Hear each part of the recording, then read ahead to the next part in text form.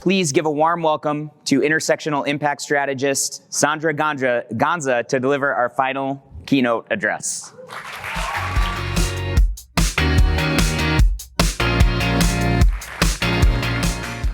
Hello, everyone. Hello, Green Bees. Thank you for having me. So I work in the fashion industry, and honestly, fashion has always been able to capture the stories of our times, offering a really unique perspective into what is happening within society. The clothes we wear, the clothes we buy, they all are a reflection of our choices, our identities, and our values. However, most recently, fashion has been telling a very gruesome story about the impact of our linear economy. How our take, make, waste system has actually resulted in overconsumption, overproduction that's harming many people around the world. The fact is, we're currently producing about 150 billion garments around the world. This is actually enough to have 20 items for every single person in the world annually. In the US, we're actually discarding about 82 pounds of textile waste of clothes every year. For those of us in the metric system, that's about 36 kilos of clothes going in the trash every year.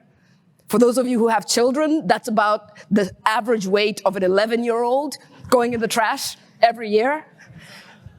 That's how big the problem is. So we tell a lot of stories about what happens to our clothes once we discard them. Whether that actually means we throw them in the trash in hope that it'll end up in recycling, whether that actually means we put them in our local bins, we put them in our communities, we donate them to thrift stores. All these stories tend to be fragmented. We only have one side of the story, and that's a guilt-free way for us to clear out our closets and buy something else. Globally, we're currently producing 92 million tons of textile waste. Those two being our very solutions that allow us to keep buying, keep refreshing our wardrobes, having a new item every year. It's problematic.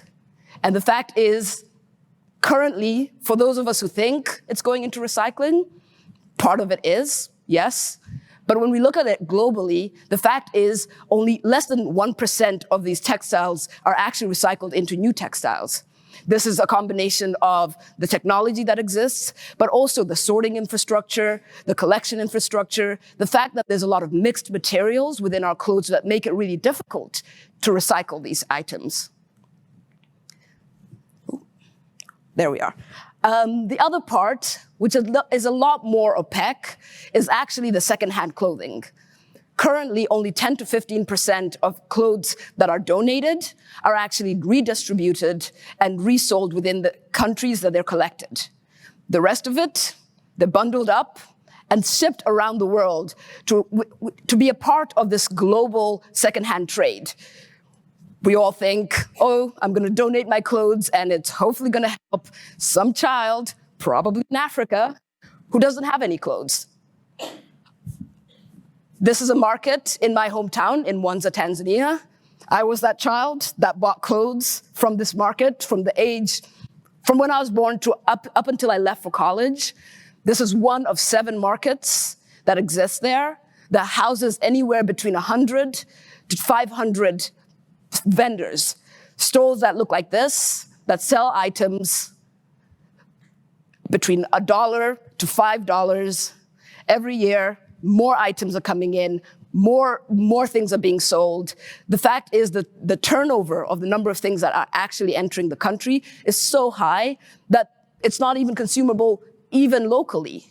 The other side to this is the quality of items that are coming in. Not only are you only able to wear these items once, maybe twice, before you actually have to discard it, and no, we don't have textile recycling bins. So where does it end up? Well, hopefully in the landfill. Maybe it gets collected within your community there. But most of the cases, it's being burned, it's being thrown out, it's ending up in the rivers, it's ending up thrown away in different places where the community has for the longest time been offering a solution people around the global north so that you can clear out your closets and have more space. And yet a big community around the world is faced with the challenge of having to deal with the textiles that are left there, without the infrastructure, without the financing, without the recycling. The problem with the linear economy is that value is not infinite. So as these items move further downstream in the supply chain, the value continuously diminishes. And when it lands there, there's barely any value. People are losing money buying these bales in hopes to sell them to communities. And in the end, they're ending up in trash. Their livelihoods are threatened. Their well-being is threatened. Their environment is threatened. It's ridiculous. The OR Foundation in Ghana estimates that about 40% of the bales that they buy are actually trashed.